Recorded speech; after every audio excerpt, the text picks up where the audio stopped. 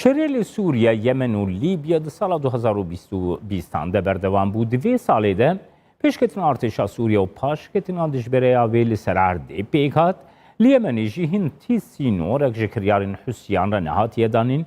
Li Libya jî tevî imzekirina rêkeftina rawestandina şer, lê hin jî xala giringa serkeftina wê rêkeftinê ku vekşandina hêzên biyanî ji wî welatiye pêk nehatiye.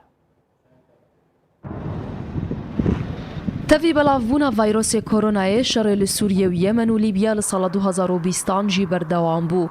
لێ هەتا ڕێژەیەکی کێم ئاستێ شەڕ لە سووریە کێمتر بوو ژ یەمن و لیبیا. دوی شەڕیدا ئالیên بیانیژی هەنە و هەر ئالیەک پشتەوانیە ئالیەکی شەڕکەر دکە لە وان وڵاتان. لە دەستپێکا ساڵە 2020 دژبەریە سووریە کاریبوو هەلیکۆپتەرەکە ریژیما سووریە بدە خوارێ. کۆوێ دەمێ شەڕێ ئارتێشا سووریە و دژبەریاوێ دبلنترین ئاست دەبوو. دوێ دەمێدا ئارتێشا سووریە دخواست ڕێیا ناودەولەتیە کۆ باشوورێ سووریە بە باکوورێوێ بە گرێ دەدە کۆنترۆل بکە. ئارتێشێک کاری هەژمارێک ji deverin giring divê salê de li dewrûberên Idlibê û Heleb ji destê dijberiyê derxe. Ji bo rawestandina şer jî Rûsya û Tirkiye gihabûn rêkeftinekî. شەڕی هەردوو ئالیان ڕاوەستا کۆ سەدەماوی شەڕی بهتر ji 300,000 kes کۆچبەر ببوو. هەر divê salê de Rûsyê gurzeyeka mezin li dijberiya Sûriyê da. Dilêdaneka asmanî de bihtir ji 5 çekdarên dijberiyê li bakurê Rojavayê Sûriyê kuşt. Hêjî şerê dijberiyê û artêşê li wî beşê Sûriyê heye, tevî nerakandina şikestina agirbestê û destpêkirina operasyoneke serbaziya fermî. Li Yemenê şerê herî tund li bereyên bakurê wî welatî bû. هێزن bi ser hikûmeta Yemenî ve rakhandbûn ku wan karîne dijberên xwe yên Hûsî ji navçeyên wan dûr bixin. Li beramber de jî ev axiftinin Hûsiyan bûn ku wan jî pêşketine kiriye. Li dawiya meha yekan ji vê salê şerê di navbera hevpeymaniya bi serkirdatiya Siûdiyê û tundrewên Hûsî de ku Îran piştevaniya wan dike di bilindtirîn ast de bû ku bi sedan kes hatbûne kuştin. Piştî lêdaneka asmanî ku komgeheke çekan ya hêzên bi ser hikûmeta Yemenî ve kur bû armanc li destpêka Sibatê teqînin bihêz li bajarê Me'rib rûdan. Ji destpêka meha dozdan ve astê şer di navbera her du aliyan de tundtir bû. Ew jî piştî bilindbûna alûziya siyasî di navbera hikûmeta Yemenî û encûmena veguhêza Başûr de.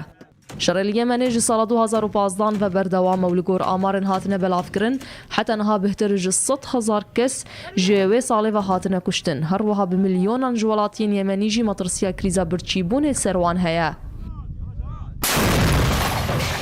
Li Libyayê hêzin serkirdatiya Xelîfe Hefter di operasyonên xwe de yên kontrolkirina navçeyên di navbera Sirt û Misrata de berdewam bûn.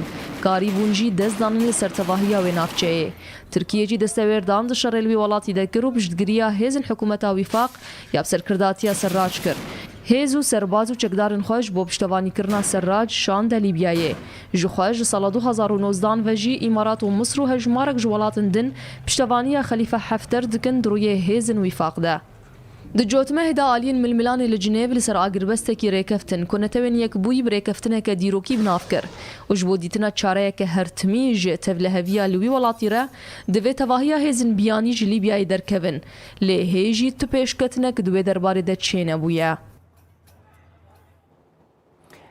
Belê temaşevanên hêja aloziyên li Rojavayê Kurdistanê gefên li ser Rojavayê Kurdistanê ku ji aliyekî ve ji aliyê Tirkiye ve û grûpên çekdarên bi ser ve li gelek deverên Rojavayê Kurdistanê pêk tên li Eyn Îseyê li Tiltemir li girê spî her wiha hin alozî li derdora dê razorê jî rû didin. Hevkarê min Ekrem Salih ji Qamişlo li gel min e.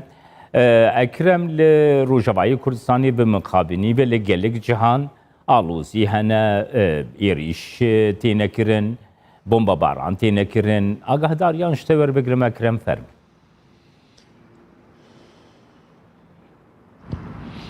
ev topbaran û êrîş berdewam in li ser xalên sînorî di navbera Rojava